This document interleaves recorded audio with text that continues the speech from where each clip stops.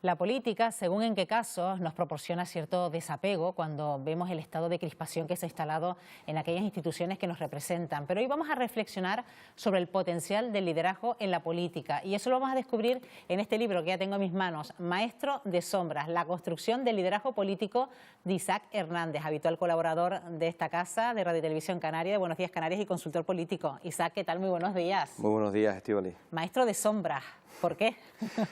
Bueno, pues estas personas que nos dedicamos un poco a ayudar a los políticos y a las políticas de este país a comunicar mejor, a hacer mejores a los demás, pues solemos estar un poco siempre en la sombra, detrás de la trastienda, como decimos aquí en Canarias, y de ahí viene el título un poco, el estar en esa parte oculta, pero bueno, que es el papel que nos toca jugar, ¿no?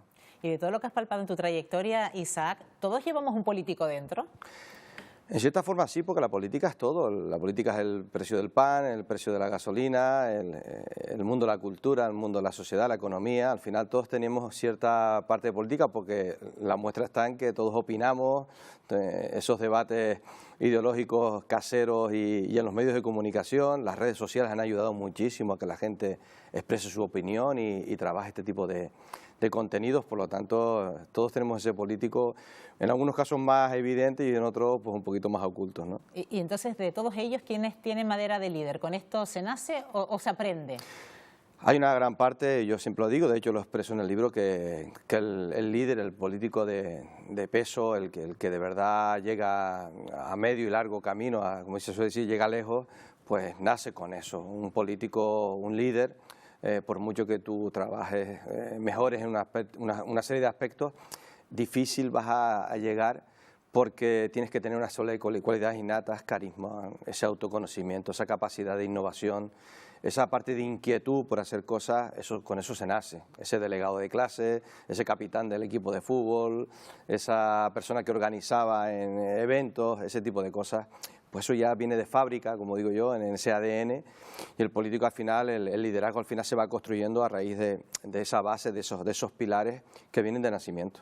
Aunque sea la construcción del liderazgo político, como dice el título, también se podía extrapolar a otras parcelas de nuestra trayectoria profesional. Sí, de hecho el libro es muy transversal a otros aspectos como pueden ser el liderazgo empresarial, liderazgo en los medios de comunicación, lo estamos viendo constantemente, esa lucha constante por las cuotas de seguimiento de audiencia, el liderazgo incluso en la familia o en cualquier tipo de organización que no sea solamente política, ¿no?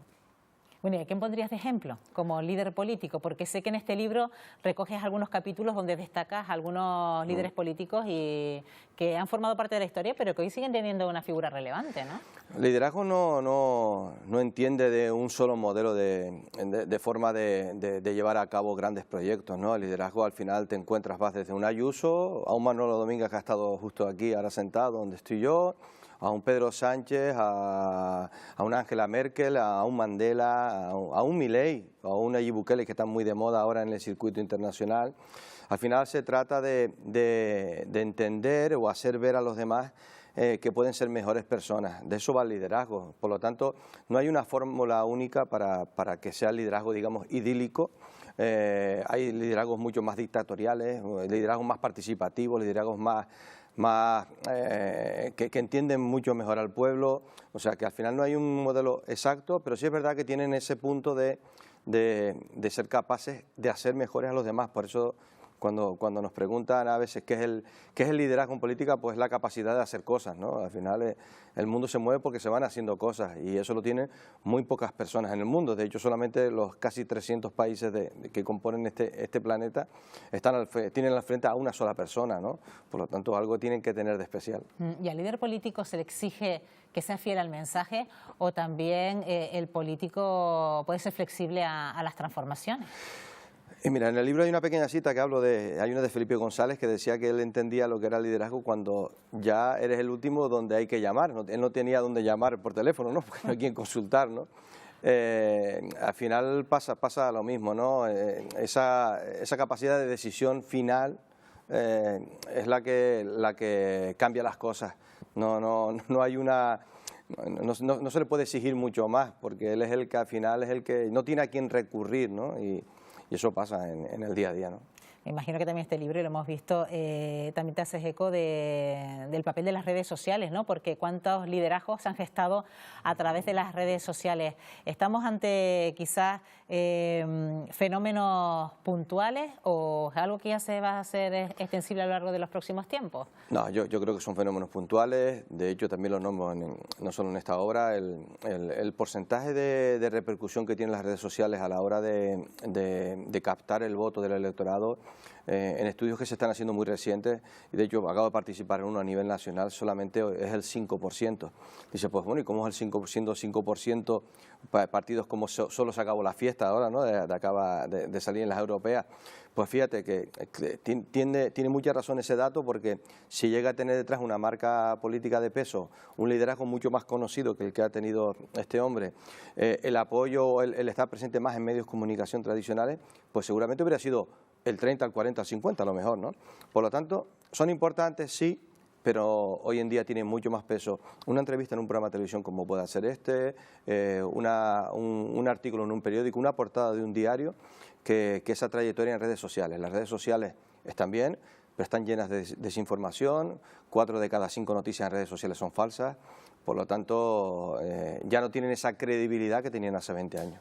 Además, un libro que nace justo en este periodo electoral de las europeas. Ahora mismo se está configurando el nuevo Consejo y la Comisión Europea. Y bueno, también se centran otra vez las miradas en Ursula von der Leyen, y es una persona también que recoges en este libro. ¿Cuál puede ser quizás los requisitos que debe cumplir o las características el futuro liderazgo de la Comisión Europea y del Consejo de Europa? Pues mira, yo creo que debe de contener o debe de tener intrínsecos alguna serie de apartados, pero sobre todo el principal, la capacidad de negociación. A veces entendemos el liderazgo como imponer cosas, y es totalmente al contrario. Cuando tú vas a negociar tienes que ir con la predisposición a perder algo. Yo creo que Ursula von der Leyen lo ha entendido así. De hecho, su consejo anterior tenía 14 hombres y 13 mujeres, si creo recordar. Y creo que eso es lo que está marcando hoy por hoy el liderazgo, porque estamos en un mundo donde ya cada vez es más difícil. Las mayorías las hay, por supuesto, pero esa capacidad de negociación es la que va a marcar el buen líder o el mal líder de cara a cualquier comicio electoral, no solo europeo, internacional, local incluso, o bueno, muestras como las elecciones en cualquier autonomía, cualquier región no solo de España, sino de cualquier país fuera de aquí. En este libro tratas las 7 fases críticas. ¿Cuáles son las 7 fases críticas? Bueno, yo recojo 7 porque las intento englobar ahí, pero bueno, una de esa fase de autoconocimiento, de autocrítica que pueda tener el líder, pararse a pensar si de verdad soy aceptado, no solamente por los que yo tengo conmigo, sino por los demás. Esa capacidad de mejorar el apartado de comunicación, ahí insisto muchísimo, porque al final eres lo que comunicas. Pues se dice, no es lo que dice, sino cómo lo dice. Una fase donde tengo que tener ese compromiso con lo local.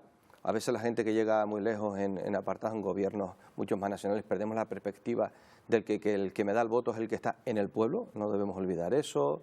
Esa capacidad de negociación que te comentaba antes, y así unas cuantas más, ¿no? Bueno, pues aquí está el libro de Isaac Hernández, Maestro de Sombra, la construcción del liderazgo político. Además, prácticamente se puede decir que está recién salido del horno, sí, Isaac, sí, porque la presentación de este libro va a tener lugar este jueves, ¿no? Sí, la presentación se hace en el auditorio de Adeje, en el sur de Tenerife, a las 8:30 de la noche. Y bueno, y va a contar no solamente con políticos y personalidades públicas de aquí, del archipiélago. También va a ser presentado y guiado por una persona de esta casa como es Emilia González. También va a contar con la participación de un violonchelista y compositor, con música en las voces de Goyo Tavío, Fernando Hernández y Gustavo Cabrera. Y bueno, y con una afluencia que todo apunta que se va a llenar ese auditorio con más allá de lo que pueda ser una presentación, casi 500 personas, pues lo dice todo. Bueno, la verdad que invitamos a todos que puedan ir, porque es gratuita la entrada además, y que saquen su entrada si quieren en tomaticket.es, y si no, que asistan allí, que no va a haber ningún problema de aforo. Bueno, pues promete, porque es el volumen 1 de una trilogía, Isaac. Sí, Isaac, como siempre, gracias por acompañarnos. Buenos días, muchísimos éxitos. Muchas gracias a ustedes.